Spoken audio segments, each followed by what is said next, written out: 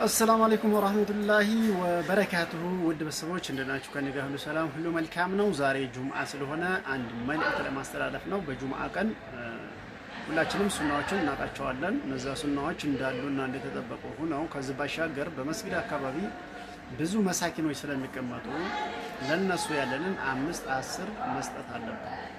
ሰጪ እጅ ተተቀባይ እጅ ትበልጣለች ይለናል አላህ ሱብሃነሁ ወተዓላ ማለት ነው። ስለዚህ እኛን አላህ ሰጪ ታደርገን ያለችንን እነሱን ብንሰጣቸው ምንም ከኛ ላይ የሚቀነስብን የሚቆረጥብን የለም። በጣም ያሳዝናሉ። ስለዚህ እንገድፋቸው። አላህ ሱብሃነሁ ወተዓላ በተከበረው ቃሉ ወአንፊቁ ሚማ ረዘቅናኩም ሚን ቀብሊ አን የእትየ አሐደኩሙል መውቱ ፈየቁለ ረቢ ለውላ አኸርተኒ ኢላ አጀሊን ቀሪቢን ፈአስወደቀ ወአኩን ሚነ ሷሊሒን ይለናል።